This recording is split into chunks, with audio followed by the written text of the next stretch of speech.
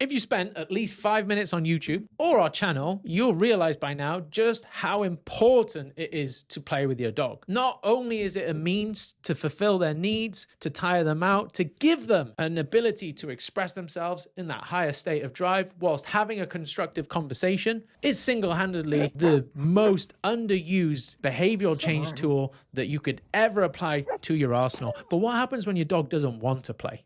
So you know how important it is, but what happens when you flap the toy in their face and they're just not taking the biscuit? Well, in today's video, I'm going to show you how we take a dog that doesn't give two shits about playing to a dog that wants to play. So if you've got a dog that isn't interested in playing with you or toys, then I guarantee you're going to take a lot out of this. If we got a dog that doesn't really want the toy, we bring the dog out, we bring the toy out and we pretend they're not allowed to have the toy, right? So one of my friends, to get his dog to eat tablets, he'll walk through the kitchen, throw it on the floor and then go, oh no, don't eat that. And then the dog will pick it up, run away, eat it, and he goes, ha, gotcha. You know, we've all had a puppy that goes and steals the tea towel and then they get chased around the house, or we've had a client and the harder we trying to get it off them and the more we act like they're not supposed to have it, the more they want it, right? As opposed to, hey, don't you want this? Like I said, we could do 2 weeks just on play alone. But if we look at low-hanging fruit in order to improve the games we're playing with our dog, a couple of things. We're always going to start with the leash.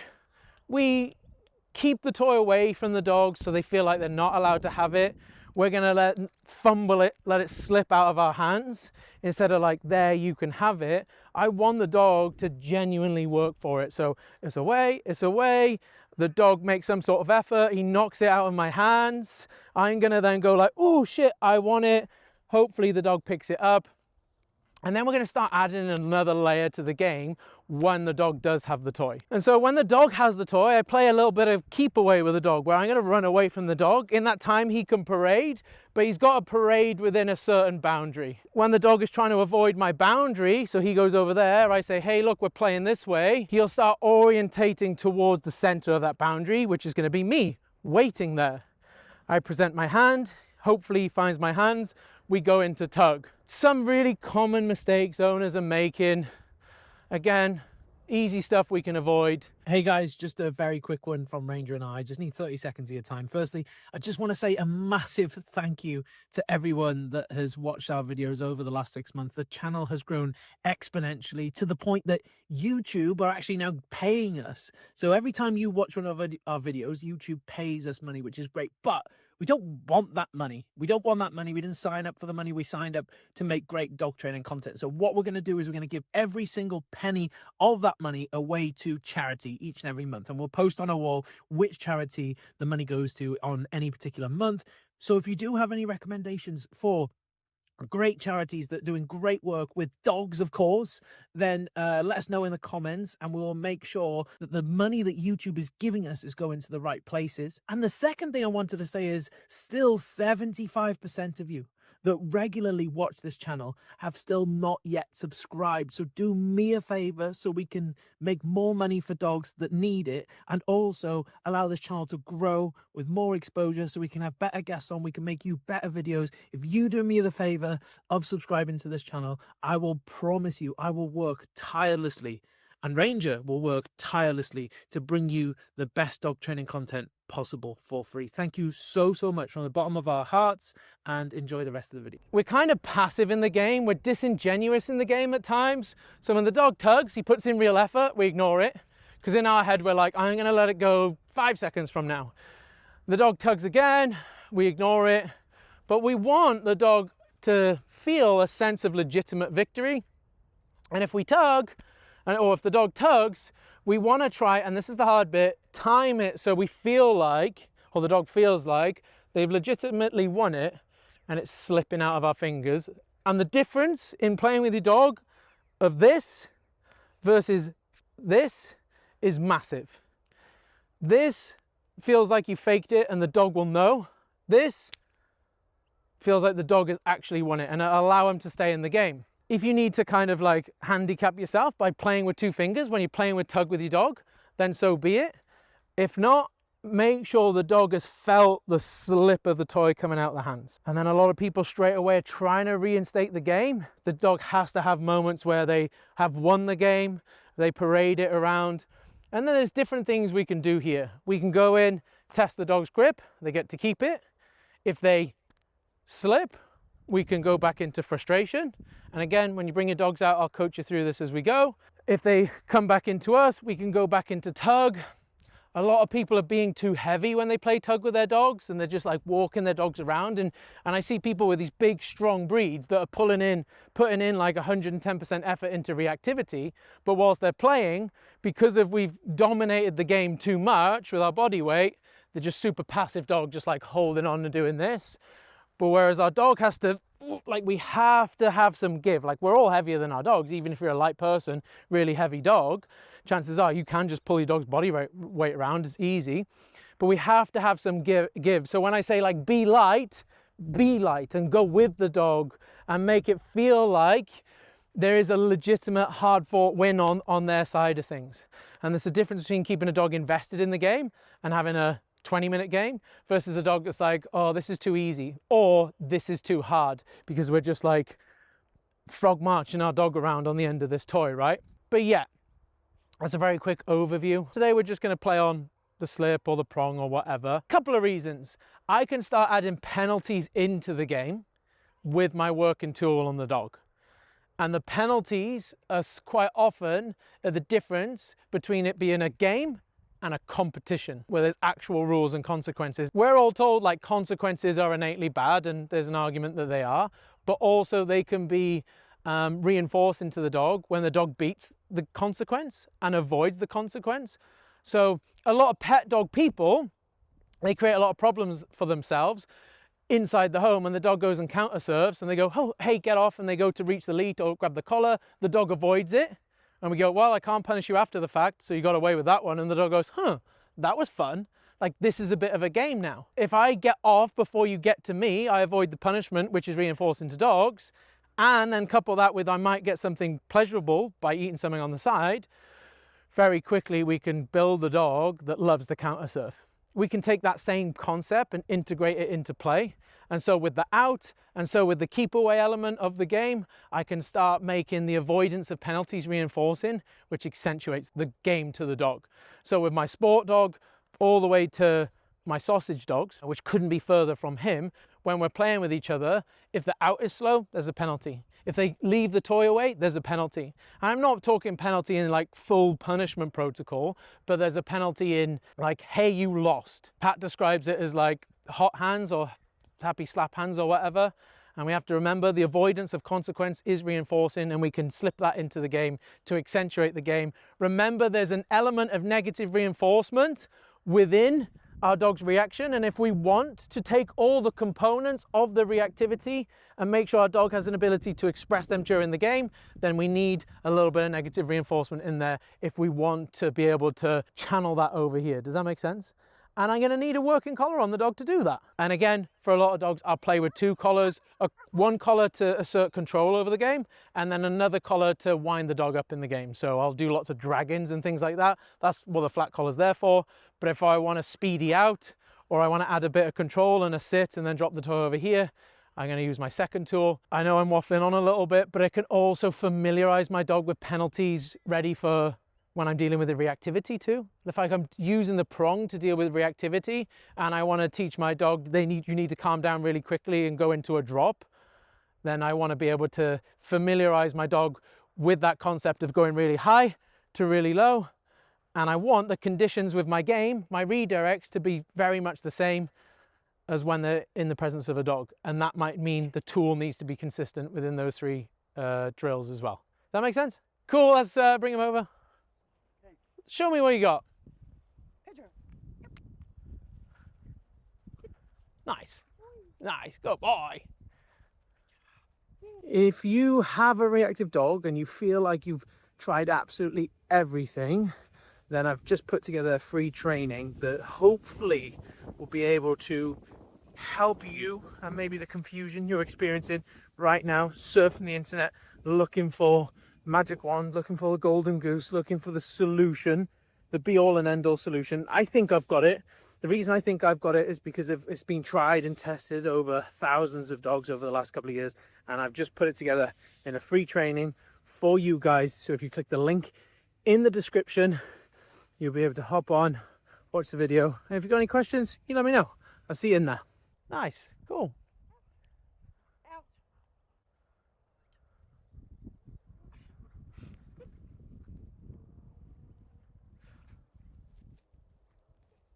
Oh boy. Don't ask for the out again. So there's not enough engine to put control in yet. For a dog like this, I want to be building the fun.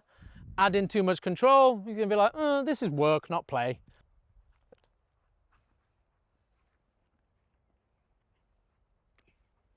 Nice, cool.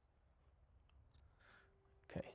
And same again for me, but when he does get hold of the toy, don't drop the leash to kill the toy.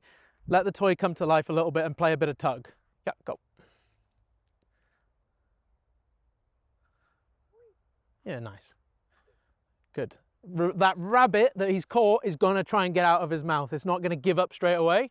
And so we'll make sure we can try and like flick it out of the dog's mouth, so he has to work to keep hold of the rabbit. Was he social with people or no? Yeah.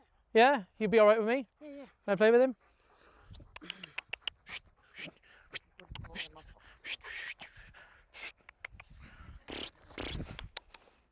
Hey, hey, hey. Watch. That.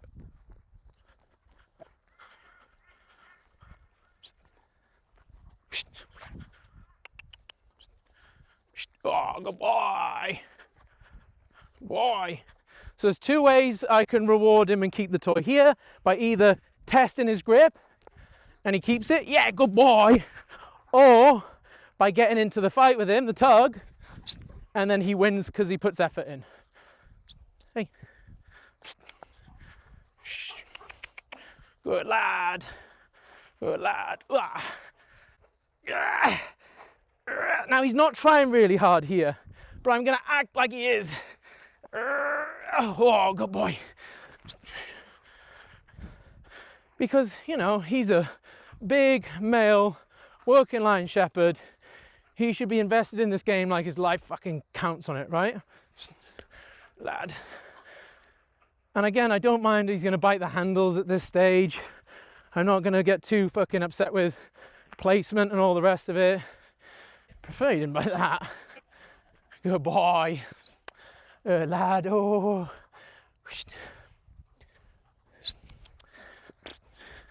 Ow. Good boy. Good boy. Good lad. Good boy. I do not want to make the mistake of killing the toy now, because he'll be like, oh, I've got it, it's dead, I win. Too easy. Now I can start adding layers of pressure in if I wanted to, but he's not involved in the game enough for me to think about adding in pressure, whether that's fighting him in the game or adding control with the leash. All I want him to do is really just like satiate or get a lot of prey out of this. Good boy. Whoa. Good boy. Good lad. Yeah. So he doesn't want to fight. Every time my hips even square up towards him, he's like, oh, I'm not sure I want to play. Lad. And again, I'm teasing him back in the game a little bit when he goes too far, and yeah, good boy. Good lad. But, you know, this dog should, in theoretically, lad, have all the drive in the world, given the dog that he is. But we probably need to question, like, how are we playing with him? What's he getting out of the game? You know, because I bet he puts in 10 times more effort reacting to a dog than he does playing this game, right? Good boy. Good lad. Let's try something else.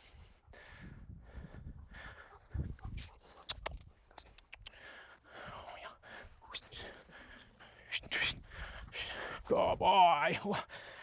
Oh, good lad. When he has the toy, I want to keep moving.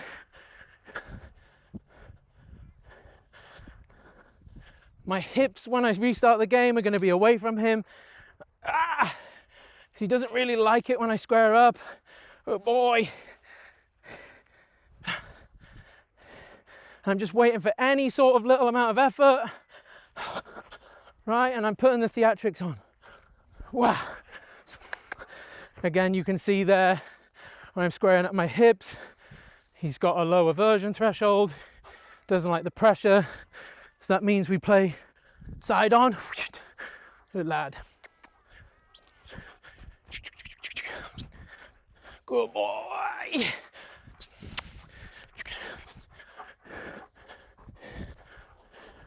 Lad. Boy.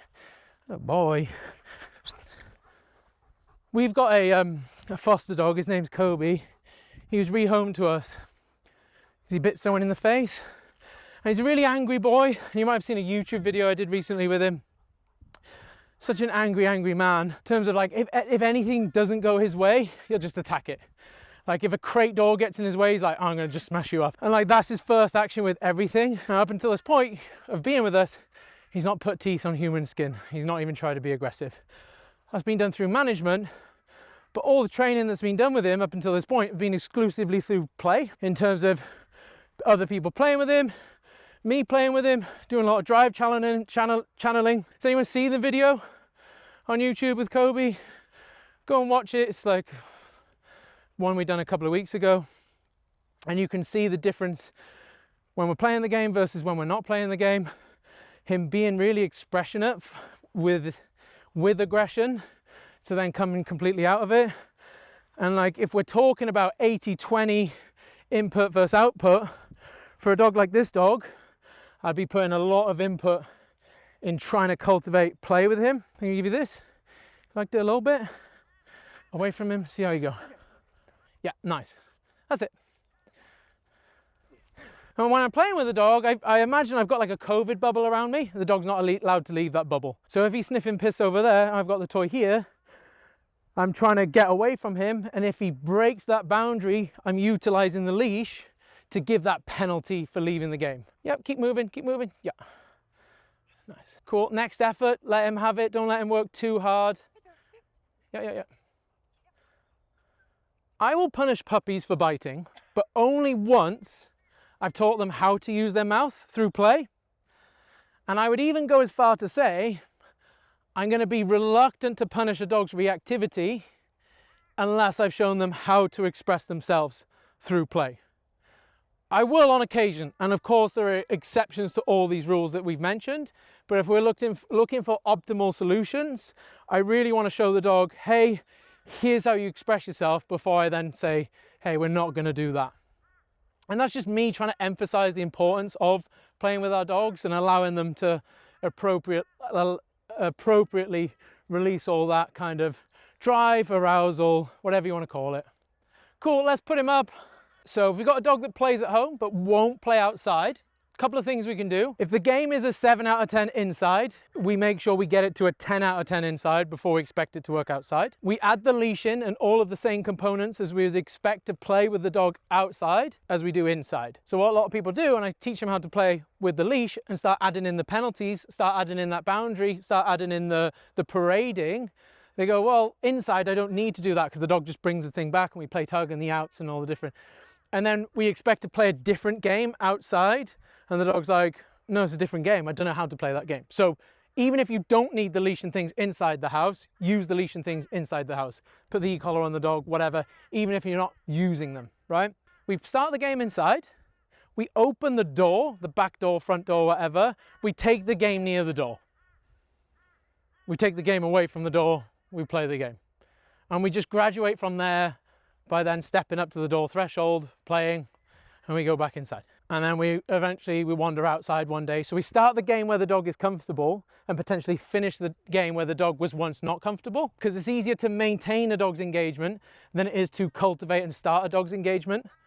And so that principle applies to a lot of things we can do with dogs. So we start the game where the dog's comfy and then transition the game there. And it might just be a couple of seconds.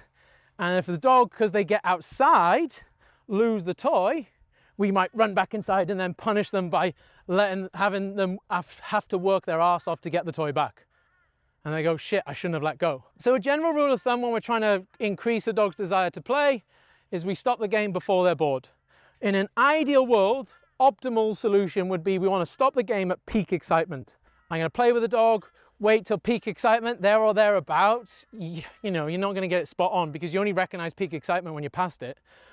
There or thereabouts, I allow the toy to slip. I say, whoa, look, I've got it. Wind him up, wind him up. Put the toy away.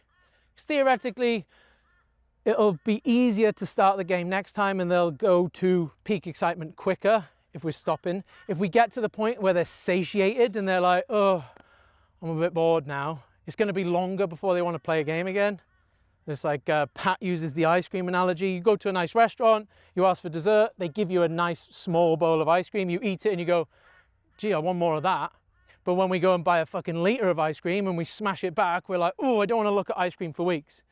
So we always want to stop anything we want to do to cultivate desire in our dog, even if that's just food, games and training. We stop where they're still invested. If you've overcooked the dog and the dog's come out of the game, then you might need to work your ass off one way or another to bring the dog back into the game to finish the game. Like, worst case scenario is the dog's not bothered and we put the toy away, and you know, mistakes happen and it's going to happen to every single person here with their dog. We G the dog back up, we get them into the game, we fabricate a win somehow, and then we punish that loss, right? And for like nervous dogs and things like that, I'll often like put my hand over their eyes to create that loss, and they go, oh shit, oh no, the game stopped. Oh, maybe I need to be braver next time. You know, and we can start putting the dog under pressure. If the dog is scared of the letterbox, I play, I take the dog near the letterbox, and they go, oh, letterbox. And I go, ha, you're an idiot. And I take the toy, and they're like, oh shit, maybe when we get near the letterbox, I need to be braver because the last time the game finished, or I went into the losing component of the game. And so we can build resilience in dogs by playing with them near or doing things to them that make them uncomfortable. Fear of people.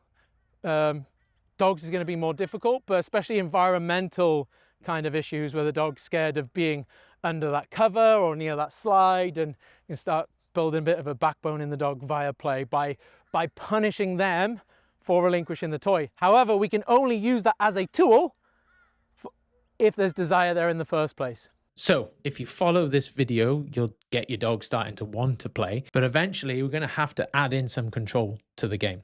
And so this video right here, I'm going to show you the step-by-step solution to start adding in that control, teach a very reliable out, and really be able to tap into the benefits of playing with your dog.